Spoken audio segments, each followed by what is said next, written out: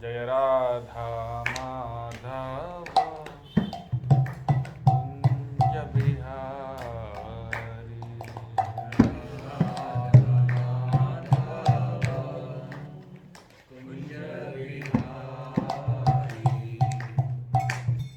राधा माधव कुंज बिहारी। जय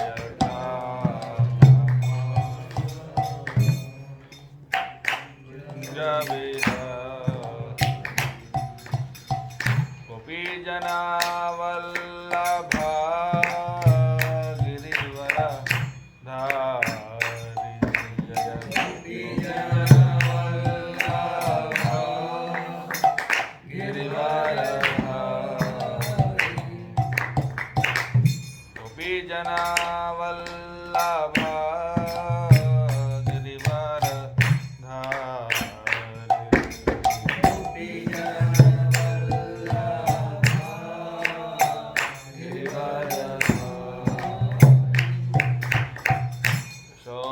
यशोदानंदन व्रज जनरंजन। यशोदानंदन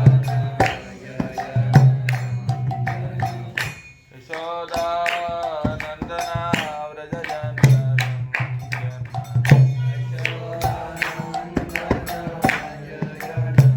यमुना तीरावनचारी।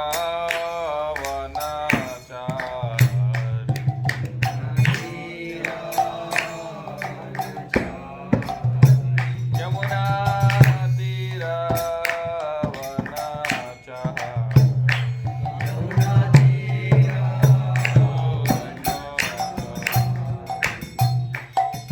राधा माधव कुंज बिहारी। जय राधा माधव कुंज बिहारी। हरे कृष्णा कृष्णा कृष्णा हरे हरे। हरे रामा हरे रामा राम राम हरे हरे। हरे कृष्णा कृष्णा कृष्णा हरे हरे।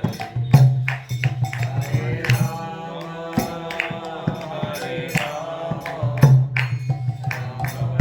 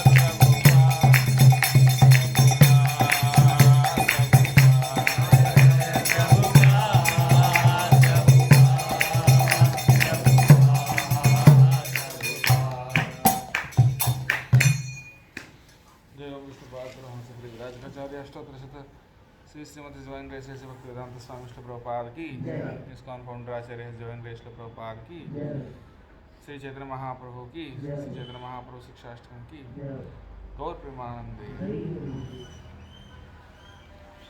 तो आज हम श्री चैतन्य महाप्रभु के शिक्षाष्टकम जो श्लोक हैं, 8 श्लोक चैतन्य महाप्रभु ने लिखा है, जिसमें 8 शिक्षाएं हैं, इसलिए उसको बोलते हैं शिक्षाष्टकम।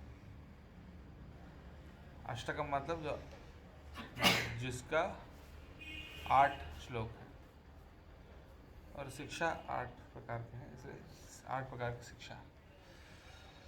और चैतन्य महाप्रभु ने सिर्फ यही लिखा, और यही हमारा संप्रदाय के सभी टीचिंग्स का एसेंस है। मैं उसको पूरी तरह से भी एक्सप्लेन करने में नहीं जाऊंगा, मतलब हर एक श्लोक को एक एक वर्ड लेकर एक्सप्लेन करने में तो कम से कम 1.5 घंटा लग जाएगा, बट उतना टाइम नहीं है। इसलिए हम लोग मैं उसमें कुछ मेन पॉइंट्स, उसका एसेंस जो है, कुछ प्रैक्टिकल रियलाइजेशंस के आधार पर। तो सबसे पहले चैतन्य महाप्रभु ने जैसे मान लीजिए कोई भी काम शुरू करते हैं, कोई भी नए जगह में जाते हैं, सबसे पहले क्या करते हैं? सफाई करते हैं, झाड़ू लगाते हैं। पहले आप जैसे वहाँ रविंद्र भवन में गए थे, तो आप किचन स्टार्ट किए, सबसे पहले तो झाड़ू लगाए होंगे, सफाई तो पहले सबसे पहले काम है सफाई करना।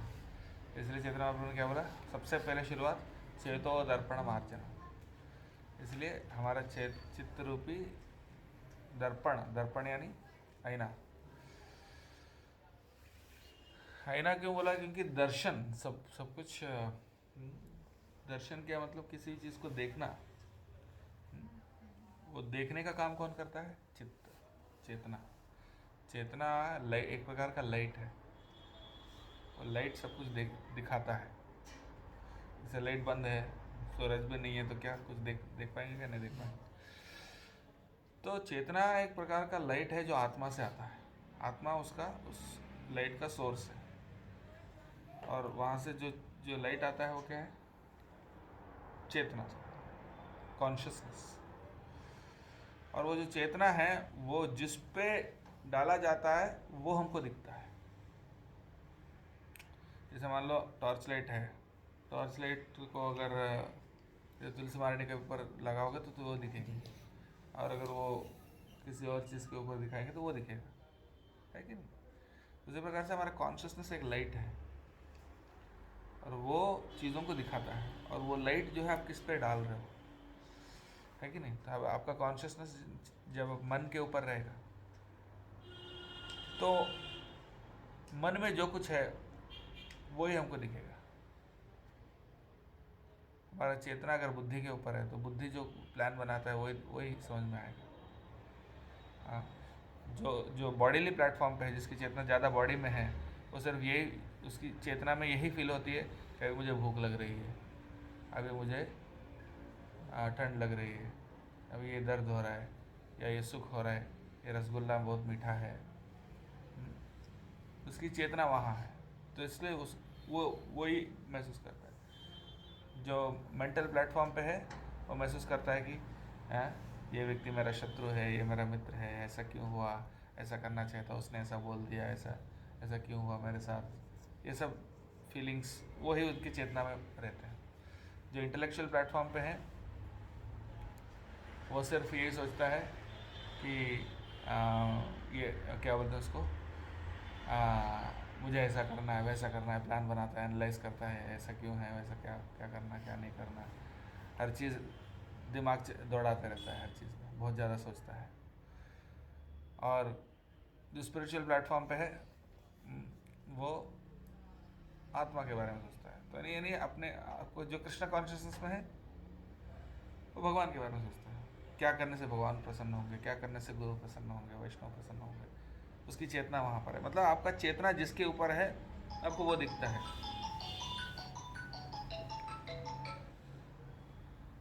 तो चेतना का काम यही है, किसी चीज़ को दिखाना, किसी चीज़ को दर्शन कराना। तो चेतो दर्पण मार्जन, लेकिन वो चेतना जो है ना, और चित्र रूपी एक दर्पण जैसा भी आप तुलना कर सकते हैं, यानी एक आईना जैसा भी। उसमें आप जो उसके सामने रखोगे वही दिखेगा ना। हाँ, लेकिन वो आईना एक्चुअली क्या दिखाना चाहिए उसको, हमारा असली आइडेंटिटी दिखाना चाहिए, भगवान के साथ हमारा क्या संबंध है, भगवान का हम सेवक हैं, ये हमारा असली स्वरूप है, ये दिखाना चाहिए कि भगवान की सेवा कैसे हम करेंगे वो। पर अभी वो गंदा है, उसमें काम क्रोध वगैरह सब भरा हुआ है, इसलिए वो हमको प्योर नहीं दिखा रहे, तो इसलिए सबसे पहले वो साफ करता है। तो भवमहादावाग्नि निर्वापणम, ये बहुत बड़ी अग्नि है जिसमें हम जल रहे हैं। इस भौतिक संसार में जो जीवन है, भव यानी आना, पैदा होना, इस दावाग्नि को खत्म करता है और हमारा श्रेय कैरव चंद्रिका वितरण, हमारा श्रेयस यानी जो आत्यंतिक भलाई, 2 दिन का, 4 दिन का, 10 दिन का, 1 साल का, एक जीवन का भलाई नहीं, बल्कि हमेशा के लिए जो हमारा भलाई जिसमें है वो श्रेयस कहते हैं। वो एक कैरव यानी एक कमल फूल है जो रात में खिलती है, रात में चंद्र के किरण से ही खिलती है, दिन में नहीं खिलती, उसको कैरव बोलते हैं। वो हमारा जो श्रेय है, हमारा जो लॉन्ग टर्म बेनिफिट जो है, उसको इस कैरव के साथ तुलना करें। और ये कैरव कब खुलेगा? रात को खुलेगा। किससे खुलेगा? चंद्र की किरणों से। और हमारा श्रेयस रूपी कैरव को खिलाने वाले चंद्र के किरण है संकीर्तन, यानी संकीर्तन जब होता है हमारा श्रेयस उससे खिल जाता है। और विद्या वधु जीवनम, विद्या रूपी वधु की जीवन, वधु मतलब वधूवर होते हैं ना, दुल्हन, उसका जीवन कौन है? दुल्हा। तो विद्या रूपी दुल्हन का वधु है, सॉरी दुल्हन है कौन? श्री कृष्ण संकीर्तन, भगवान आनंदाम्बुधिवर्धन, आनंद का अम्बुधि समुद्र को हमेशा बढ़ाता है। प्रतिपदम पूर्णामृत आस्वादन, हर कदम पे पूर्ण अमृत का आस्वादन कराता है। और सर्वात्म स्नपनम, हमेशा सभी को पूरा स्वच्छ बनाता है। स्नपनम यानी स्नान कराता है, स्नान कराना मतलब स्नान करके क्या होता है? स्वच्छ हो जाते हैं, फ्रेश हो जाते हैं, स्वच्छ हो जाते हैं, क्लीन हो जाते हैं और रिजुवेनेट हो जाते हैं, एनर्जाइज्ड हो जाते हैं। तो ऐसा करता है श्री कृष्ण संकीर्तन सभी। तो ऐसे श्री कृष्ण संकीर्तन का परम विजय हो, ये पहला श्लोक है। मतलब चैतन्य महाप्रभु जिस उद्देश्य से आए श्री कृष्ण संकीर्तन का स्थापना करने के लिए, वही पहले श्लोक में उन्होंने स्थापित कर दिया। तो सबसे पहले हमारा उद्देश्य भगवान की ग्लोरीफाई करना होना चाहिए। भक्त का यही काम होना चाहिए, भगवान को कैसे ग्लोरीफाई किया जाए। प्रचार का भी यही उद्देश्य है कि भगवान को ग्लोरीफाई करें, ज़्यादा से ज़्यादा कैसे भगवान को ग्लोरीफाई किया जाए। हाँ, तो बाकी सारे शिक्षाएं बाद में आते हैं। सबसे पहला शिक्षा क्या है? भगवान का संकीर्तन करना। हाँ, वो मूल है, वो जड़ है, वहाँ से बाकी सब आता है। हरिनाम संकीर्तन, श्री कृष्ण संकीर्तन। लेकिन श्री कृष्ण संकीर्तन का मतलब ये नहीं कि सिर्फ करताल मृदंग लेके कीर्तन करना, वो तो है। और वो श्री कृष्ण संकीर्तन में बहुत सारे विषय हैं, लेकिन सबसे पहले क्या है, आप कैसे संकीर्तन करते हो? संकीर्तन का उद्देश्य क्या है? कृष्ण को ग्लोरीफाई करना, कृष्ण की महिमा को घोषित करना। तो संकीर्तन का उद्देश्य है कि भगवान के प्रति लोगों के अंदर प्रेम जगाना। तो संकीर्तन इसलिए हमेशा ऐसा होना चाहिए जिससे क्या, भगवान के प्रति प्रेम जगे, मतलब आकर्षक हो। संकीर्तन ऐसा नहीं कि मैं गा रहा हूँ भगवान सुन रहे हैं बस, मैं कैसे गा रहा हूँ उससे क्या मतलब है, ऐसा नहीं। संकीर्तन का उद्देश्य है कि ऐसा गाओ ताकि सबको लगे कि भाई, सबको लगे भगवान का नाम कितना मधुर है। संकीर्तन का मतलब है। और सबके साथ सबको पार्टिसिपेट कराते हुए, ऐसा नहीं कि आप अकेले कर। ऐसा संकीर्तन ऐसा एक्सपर्ट, इसलिए जो एडवांस डिवोटी तो इतना अच्छा कीर्तन करते हैं, कोई भी उसमें मतलब सब भूल के पूरी तरह से उसमें डूब जाते हैं। ऐसा कीर्तन करना चाहिए। और उसमें एक तो ये सब वाद्य यंत्र ये सब भी तो, और आप कैसे गाते हो, किस राग में गाते हो, कैसे आप उसको ये गाते हो, ये तो एक पार्ट है। उससे भी इम्पोर्टेंट पार्ट क्या है, आप कितने भक्ति और कितने शरणागति के साथ आप गाते हो, कितने शुद्धता के साथ गाते हो। और ये सब एक पार्ट है, लेकिन उसमें सिर्फ भगवान का नाम का संकीर्तन डायरेक्टली गाते हुए भी कर सकते हैं और उसकी महिमा भी बता के भी कर सकते हैं। अभी जैसे हरिनाम की महिमा हम चर्चा कर रहे हैं, ये भी श्री कृष्ण संकीर्तन है। प्रभुपाद जी एक बार एक साइंटिस्ट शिष्य के साथ बात कर रहे थे साइंस के बारे में, कि डार्विन थ्योरी कैसे गलत है, कैसे जीवन का स्रोत जीवन है। और कोई भक्त है, प्रभुपाद कीर्तन का टाइम हो गया, कीर्तन करें क्या? तो प्रभुपाद ने बोला हम क्या कर रहे हैं, कीर्तन ही तो कर रहे हैं। तो ऐसा लग सकता है कि ये कीर्तन नहीं है, लेकिन जो भी भगवान को ग्लोरीफाई कर रहा है तो इसके सही। सो फर्स्ट हरिनाम संकीर्तन, उसके बाद चैतन्य महाप्रभु ने मोड़ दिया कि भगवान का नाम कितना उदार है, बट लेकिन हम कितने दुर्भाग्यशाली हैं कि उसके ऊपर कोई रुचि नहीं। इतना उदार है कि कोई नियम नहीं है, कोई समय की पाबंदी नहीं है, कभी भी कर सकते हरिनाम। लेकिन मैं इतना दुर्भाग्यशाली हूँ कि मुझे उसके ऊपर कोई रुचि नहीं है, कोई आकर्षण नहीं है। असल में सही में रुचि है क्या हमको? हाँ, हमारा रुचि है कब ये चैंटिंग खत्म होगा, कब हम दूसरा काम करेंगे, ऐसा हम सोचते हैं कब खत्म होगा। हाँ, लेकिन रुचि का मतलब ये है कब बाकी सारे काम खत्म होंगे और आराम से बैठ के चैंटिंग कर सकते हैं। हाँ, और भगवान का नाम कर सकते हैं। ये रुचि का ये है, लक्षण है। तो वो रुचि हमको नहीं है। हाँ, रुचि कहीं कहीं चीज़ों में, बहुत सारे काम हम घंटे घंटे कर सकते हैं, बोर नहीं होते हैं। लेकिन हरिनाम सोचते हैं कितने माला बचे हैं, कितने माला बचे हैं, ये हमारा फोकस रहता है। तो ये है, तो ऐसा हाँ, कभी भी चैतन्य महाप्रभु के पास रुचि नहीं है, रुचि है लेकिन फिर भी वो फील कर रहे हैं क्या मुझे कोई रुचि नहीं। तो जिसको रुचि होता है वो ऐसे ही फील करता है कि मुझे रुचि नहीं है। हाँ, तो जिसके पास भक्ति नहीं है बोलते हैं हम बहुत भक्ति करते हैं हम कितनी भक्ति करते हैं, हम इतना इतना धार्मिक हैं, हम इतना ये सेवा करते हैं, ये पूजा करते हैं, हम इतना करते हैं बट ऐसा नहीं। तो यही हरिनाम को ही प्रार्थना करके रुचि देने के लिए प्रार्थना करना चाहिए। और रुचि कैसे आएगा वो अगले श्लोक में बताएं। हाँ, कैसे रुचि आएगा? तृणादपि सुनीचे न तरोरपि सहिष्णुना अमानिना अमानदेन कीर्तनीय। जो वही उसी को रुचि मिलेगा, वही हमेशा भगवान का नाम जप कर सकता है, जिस जो तृण से भी अधिक अपने आप को नीच समझता है, वो नम्रता है। तरोरपि सहिष्णुना, वृक्ष से भी ज़्यादा सहनशील होता है। अमानिना, अपने लिए कोई सम्मान की अपेक्षा नहीं करता और दूसरों को हमेशा सम्मान देता है। ये लक्षण सब दीपक प्रभु डेवलप करने की कोशिश करते हैं अच्छा, दूसरों को हमेशा सम्मान देना, अपने लिए कोई रिस्पेक्ट एक्सपेक्ट ना करना, तृण से अधिक नीच समझना अपने आप को, और वृक्ष से भी ज़्यादा सहनशील होना। तो ये नेचुरल क्वालिटीज़ हैं जिसको हमें एस्पायर करना चाहिए।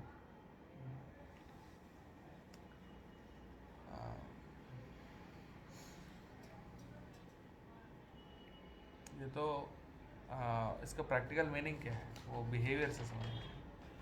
ये तो थियोरेटिकल है, लेकिन वो कैसे सम्मान करना, दूसरों को सम्मान कैसे देना, ये तो एक प्रैक्टिकल विषय है ना। जैसे दूसरों को सम्मान देने के कई तरीके हैं, हमेशा वो सोचने से तरीके निकल आते हैं, निकल के आते हैं। और जैसे सिंपल सा चीज़ है, मान लीजिए तुलसी में जल दे रहे हैं, या प्रसाद के लाइन में खड़े हैं, कोई हमसे पीछे खड़े हैं, उनको सामने ले आना। जैसे सिंपल एक तरीके से कि जैसे अगर कोई आए हैं उनको प्रसाद में क्या चाहिए या कैसे उनकी सेवा कर सकते हैं, ऐसा पूछते रहना और ऐसा हमेशा सोचना कि उनकी कैसे हम सेवा कर सकते हैं। तो आ, तो ये प्रैक्टिकल है। प्रैक्टिकली कोई अगर करता है तो उसको देख के हमको समझ में आता है कैसे ह्यूमिलिटी क्या होती है, ह्यूमिलिटी कैसे होती है। राघनाथ महाराज एक बार आईआईटी का स्टूडेंट के पास आया, भगवत गीता लिया है, बोले साइन कीजिए नीचे। तो खोले तो सबसे पहला पेज में सिर्फ भगवत गीता लिखा है एज इट इज़, और सबसे नीचे क्या लिखा है, इस डिवाइन ग्रेस ऐसी भक्ति वेदांत स्वामी प्रभुपाद, बाकी पूरा पेज खाली है। तो साइन करने के लिए कहीं भी कर सकते थे। उन्होंने कहाँ से साइन किया, प्रभुपाद का नाम के नीचे थोड़ा सा कुछ जगह ही नहीं बची, मतलब हल्का सा, तो वहाँ पर साइन किया था प्रभुपाद का नाम के नीचे। तो ऐसा। और एक डिवोटी, कभी एक बहुत जूनियर डिवोटी था, वो थोड़ा ऑफेंडेड फील किया, तो महाराज खुद घुटनों पे आके प्रणाम करके आई एम सॉरी बोले। सो प्रैक्टिकल ह्यूमिलिटी इस प्रकार से आता है। वो जो मेडिटेट कर, तो कैसे आता है, वो हमेशा मेडिटेट अपने अपने मन में जो मेडिटेट करते हैं, कैसे हम दूसरों को सम्मान दें के। हाँ, तो इस प्रकार से जब मेडिटेशन होता है तो ऑटोमेटिकली परमात्मा आपको तरीके सिखाते हैं कि कैसे हम्बल होना।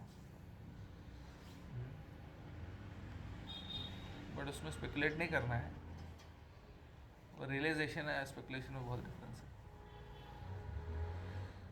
तो और उसके बाद न धनम न जनम न सुंदरम, क्या मोटिवेशन, बहुत इम्पोर्टेंट है। हाँ, बहुत सारे लोग भक्ति में आते हैं लेकिन कुछ मटेरियल डिज़ायर रहता है उनको। हाँ, कुछ मुझे धन चाहिए या अनुयायी चाहिए। एक्चुअली ये कैसे मालूम चलेगा हमको कि ये डिज़ायर हमारे अंदर है कि नहीं, क्योंकि हम प्रीचिंग करते हैं तो नेचुरली अनुयायी होंगे, राइट, फॉलोअर्स होंगे। तो एक प्रकार से वो डिज़ायर भी हमारे अंदर आ जाता है कि हमारे इतने फॉलोअर्स, इतने, और हम भगवान की सेवा के लिए पैसे कलेक्ट करते हैं, उसमें भी भगवान की सेवा के लिए, लेकिन थोड़ा बहुत उसका बेनिफिट्स हम भी लेते हैं। तो कैसे मालूम चलेगा, एक एक्चुअली उसका एक ही ये है कि ये सब लेके किसी न किसी डिवोटी को ऑफ़र कर देना चाहिए। किसी न किसी डिवोटी, मतलब किसी को भी नहीं, बट जो जिन पे हमारा फेथ है उनको लाके वापस ऑफ़र कर देना चाहिए, बस हमारा काम वहाँ ख़त्म होता है। उसके बाद भी अगर हमको कुछ उसमें इंटरेस्ट है या फिर ऑफ़र नहीं करना चाहते हैं, तो वहाँ पर मतलब हम वो डिज़ायर रख रहे हैं, हमारा प्योर डिवोशनल सर्विस नहीं। अगर मान लीजिए कोई हमें डोनेशन आया, हाँ, और वो डोनेशन अगर हमने अपने पास रख ली, या अगर कोई फॉलोअर्स आए और उनको भी बस अपने पास रख लिए, इसका मतलब ये है we have some enjoying tendency. लेकिन अगर वो ऊपर, अगर उनको ऑफ़र कर देते हैं कि अब आपका है, और उसके बाद हम सोचेंगे नहीं कि मुझे कुछ करना है उससे, that then we can say that हम रियली न धनम न जनम न सुंदरी। क्योंकि कोई हमको ग्लोरिफिकेशन करते हैं या कोई हमें सरेंडर करते हैं, वो सरेंडर अपने पास ही नहीं रख लेना चाहिए, उसको ऊपर देना चाहिए, और उनको ये शिक्षा देना चाहिए कि मैं भी आपका जैसे ही हूँ, मैं कोई प्योर डिवोटी नहीं हूँ, मेरे अंदर भी बहुत अनर्थ हैं, मेरे अंदर भी बहुत फॉल्ट्स हैं, लेकिन मैं कोशिश कर रहा हूँ इनको फॉलो करने के लिए, तो आप भी इनको फॉलो कीजिए। प्रभुपाद को या अपने गुरु को, शिक्षा गुरु, दीक्षा गुरु, इनको फॉलो कीजिए और उनका लेक्चर सुनिए, ऐसा उनको कनेक्ट करना। तो तब क्या हुआ, आपने उनको ऑफर कर लिया।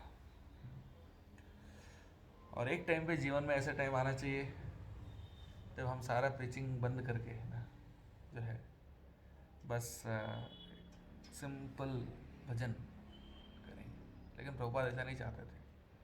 प्रभुपाद चाहते थे कि हमेशा प्रीचिंग करें आखिरी सांस तक।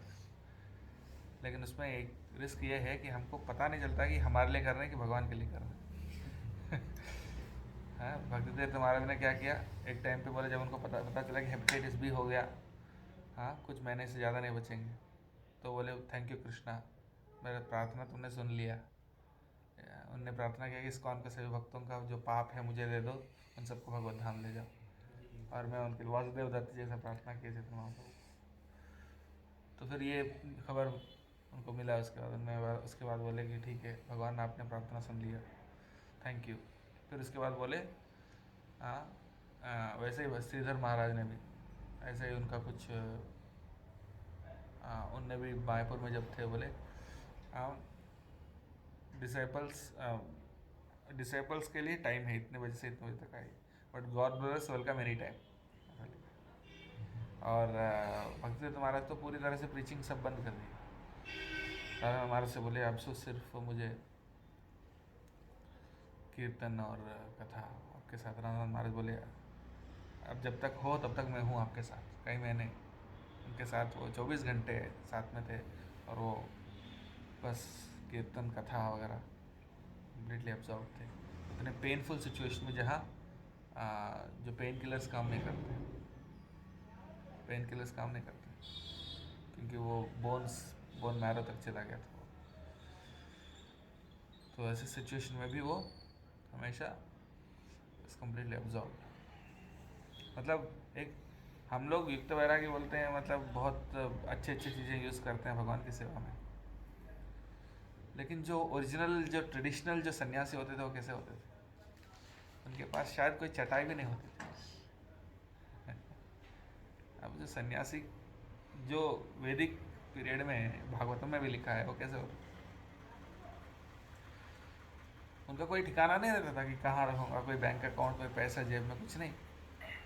हाँ, आज खाना है तो मुझे भिक्षा मांग के लाना है, और जितना चाहिए उतना, और भगवान को ऑफर करके प्रसाद देना। कभी जैसे माधवेंद्रपुरी मांगते भी नहीं थे, वो भी नहीं करते थे, अपने आप से कोई अगर आके देते थे तो लेते थे, नहीं तो ऐसे ही भूखे बैठे थे। ये सन्यासी ऐसा होता है। और हम क्या करते हैं, प्रीचिंग करना है बोल के सब कुछ करते हैं, अच्छे फैसिलिटीज़ यूज़ करते हैं,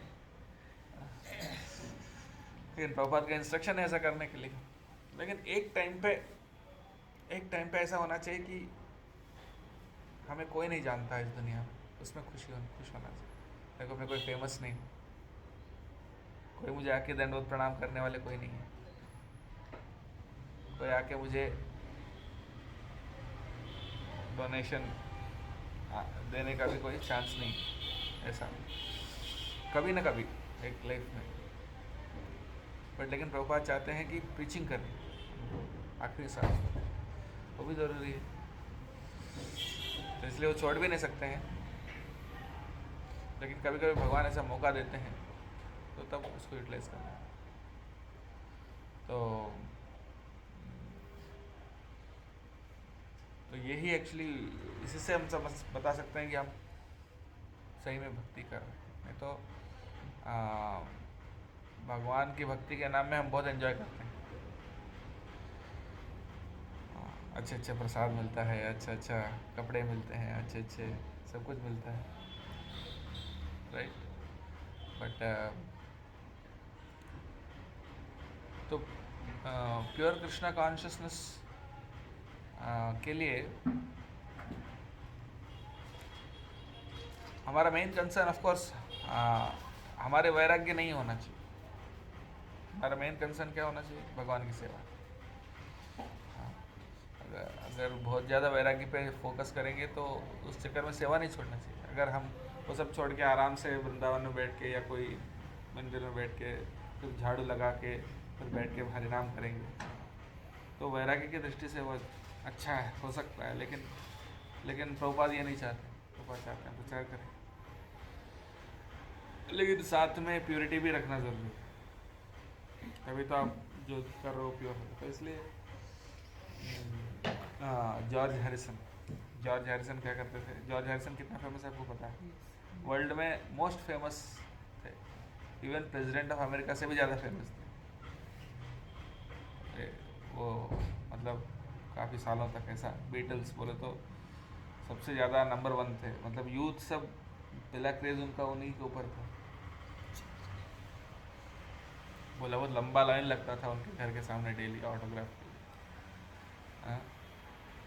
और वो हम उनको हमने वृंदावन में देखा आखिरी फ्यू डेज में, आखिरी कुछ महीने में। वृंदावन में कोई उनको पहचानते नहीं थे। वो बाबा जी जैसे दाढ़ी बना लिए, दाढ़ी लंबा था और वो ऐसे ही धोती कुर्ता पहन के ऐसे ही वृंदावन की गली में घूम रहे थे। कोई उनको पहचानते नहीं थे कि ये कौन है। तो हम लोग रिक्शा में ऐसे ही जा रहे थे, हमारे साथ एक भक्त थे, उन्होंने बोला ये जॉर्ज हैरिसन है। हमको नहीं पता था। तो रिक्शा रोके और जाके दंडवत प्रणाम किए। फिर उन्होंने बोला मेरा पीठ दर्द है इसलिए मैं प्रणाम नहीं कर पाऊँगा आपको वापस। तो फिर बस हमने सोचा कि वो कितने सिंपल, मतलब वो उसमें खुश हो रहे थे कि अभी मैं इतना फेमस नहीं हूँ, अभी मुझे कोई पहचानता भी नहीं है। हाँ, राधा महाराज एक टाइम पे वो उस बुक में लिखते हैं कि जब वो इंडिया में घूम रहे थे ना, उनके पास पैसे भी नहीं थे, तो बोलते थे मुझे एक प्रकार का आनंद आता था कि इस दुनिया में एक भी व्यक्ति नहीं है जो मुझे पहचानता है कि मैं कौन हूँ, क्या हूँ, जस्ट इनसिग्निफिकेंट। तो उसमें वो खुश हो रहे थे कि ऐसे होना चाहिए। दैट इज, बट वो हमारे अंदर है कितना है भगवान ही जानते हैं। बट प्रभुपाद चाहते हैं विचार करें, इसलिए इनको करना ज़रूरी है। महाराज कई बार बोलते हैं मुझे शिष्य नहीं चाहिए, but Prabhupada wants that we preach. दीक्षा समारोह में बोला, प्रभुपाद बोलते हैं कि I don't want any disciples, but Prabhupada wants us to preach. जब वो बोले I don't want any disciples, तब जो दीक्षा के लिए बैठे हुए सब क्या हमको दीक्षा नहीं मिले? फिर बोलते थे but Prabhupada wants us to preach, तो देयरफॉर एक्सेप्ट। ऐसा। तो पर हम कई बार सोचते हैं कि हमारा इंटेंशन बहुत प्योर है, हम भगवान के लिए कर रहे हैं। ऐसे सोचना ही सबसे बड़ा भ्रम है। एज्यूम कर लेना चाहिए कि हमारा इंटेंशन प्योर नहीं है।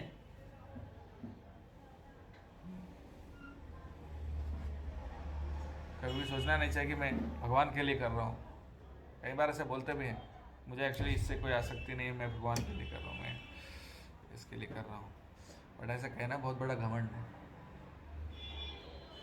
क्योंकि हमारे अंदर कितनी अटैचमेंट है, कितनी आसक्ति है, वो भगवान जानते हैं, हम नहीं जानते,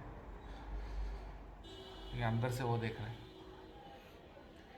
तो ये चीज़ है। फिर उसके बाद अयि नंद तंज किंकरम पतितम माम क्षमे भवाम बुधो कृपयादव पाद पंकज स्थित धूलि सदृशम विचिंतया।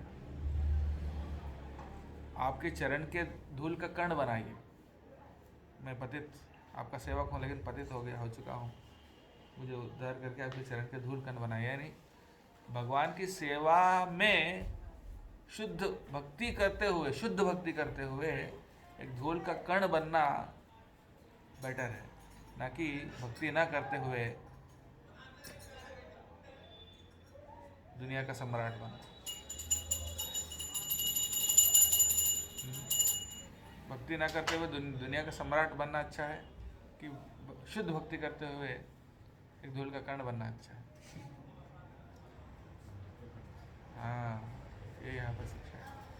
कई बार हम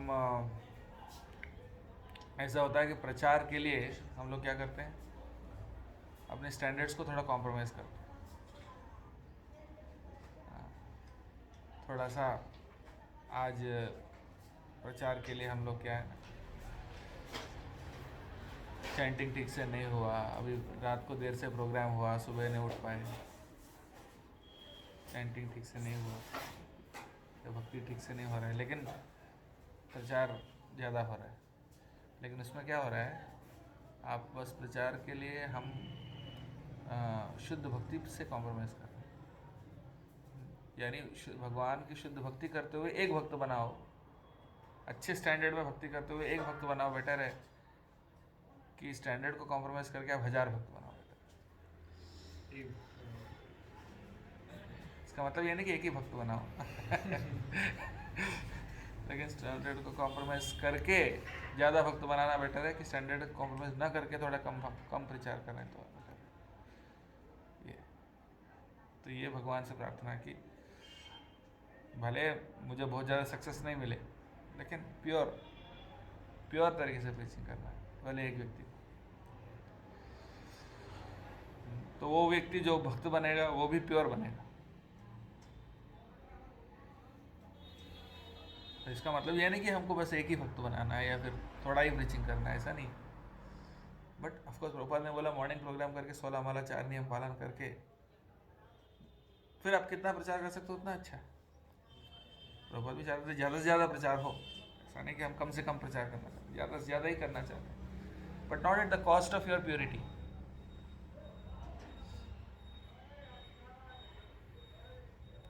उसके बाद फिर वो भाव भक्ति प्रेम भक्ति में चले जाता है। हाँ, कब वो दिन आएगा मेरे आंखों से आंसू आता रहेगा और कंठ गदगद हो जाएगा, रोमांच हो जाएगा। हाँ, और ये दिन कब आएगा? और पूरा गोविंद के विरह में पूरा शून्य दिखाई पड़ता है। एक युग, एक निमेश यानी पलक झपने का समय जो है एक युग के बराबर महसूस होता है, 12 साल या अधिक। और आंखों में से हमेशा आपको आंसू आता है और शून्य लगता है पूरा विश्व गोविंद के विरह में। ये आखिरी 3 श्लोक तो हम समझ नहीं सकते, तो सिर्फ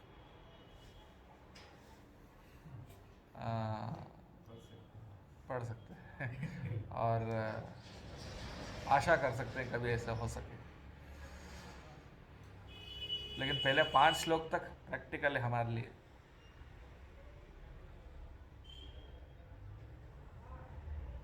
और आखिरी में वो लंपट कुछ भी करे, गले लगाए या पैर के नीचे एक बिना दर्शन दिए मरमाहत करे, कुछ भी कर सकता है, क्योंकि वो unconditional Lord, unconditionally he is my lord. ये सब तो हम सिर्फ सोच भी नहीं सकते, हम उसके बारे में कुछ नहीं, प्रणाम कर सकते हैं बस। आखिरी 3 श्लोक मुझे लगते हैं प्रणाम करने के लिए सिर्फ।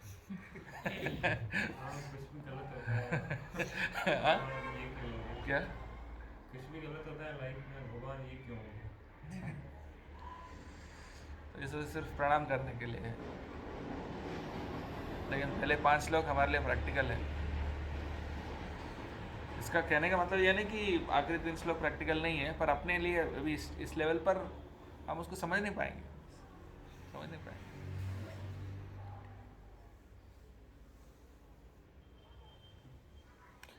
एक्चुअली आखिरी श्लोक का मतलब इतना ही नहीं है कि आप मतलब हमारे लाइफ में अच्छा हो या बुरा हो फिर भी भगवान की भक्ति हम करते हैं, उससे भी काफ़ी डीप है आखिरी श्लोक।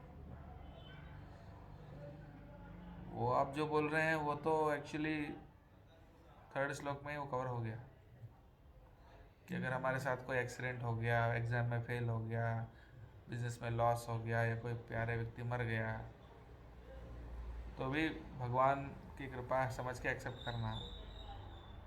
ये तो 3rd श्लोक में कवर हो गया, तृणादपि सुनीचे न तरोरपि सहिष्णुना, उसमें ही हो गया। और 8 श्लोक का मीनिंग, 8वां श्लोक का मीनिंग कुछ और, उससे बहुत डीप है, कुछ और है उसका मतलब। वो तो प्रेम में अगर आप मुझे दर्शन ना दे के मरमाहत करें, वो दुखी क्यों हो रहे? इसलिए नहीं कि मेरा कार का एक्सीडेंट हो गया, दुखी इसलिए हो रहे हैं भगवान दर्शन नहीं दे रहे। विरह में एक पल, एक निमेश जो है 12 साल से ज़्यादा लग रहा है उनको। ऐसे में हम 100 साल हो गए फिर भी नहीं आ रहे, कोई व्हाट्सएप भी नहीं, कुछ भी नहीं। वो विरह, वो पेन दे तो भी वो मेरा अनकंडीशनल लॉर्ड है। वो एक अलग लेवल की रियलाइजेशन है जो हम समझ नहीं सकते। हाँ, वो दुखी कोई मटेरियल प्रॉब्लम से नहीं हो रहा है, वो तो बहुत लो लेवल है। मटेरियल प्रॉब्लम से दुखी होकर भी भक्ति करना, दुख होते हुए भी भक्ति करना, वो तो प्राथमिक शिक्षा है। और ये तो पर चरम शिक्षा है चैतन्य महाप्रभु। तो वो श्लोक का मीनिंग वो नहीं है, वो श्लोक का मीनिंग कुछ और ही है, जो सिर्फ शायद राधा रानी और गोपियाँ समझ सकती हैं, हम नहीं समझ पाएंगे। ठीक है।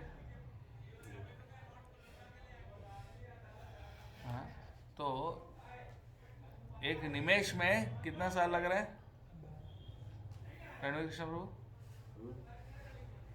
पलक झपकने का जो समय है वो कैसा लग रहा है गोपियों को? चैतन्य महाप्रभु युग युग युग, हाँ युग जैसा लग रहा है। एक युग को प्रभुपाद ने क्या ट्रांसलेट किया? 12 years और मोर, 12 साल या उससे ज़्यादा। हाँ, तो आपका एक युग हो गया पास आउट होकर।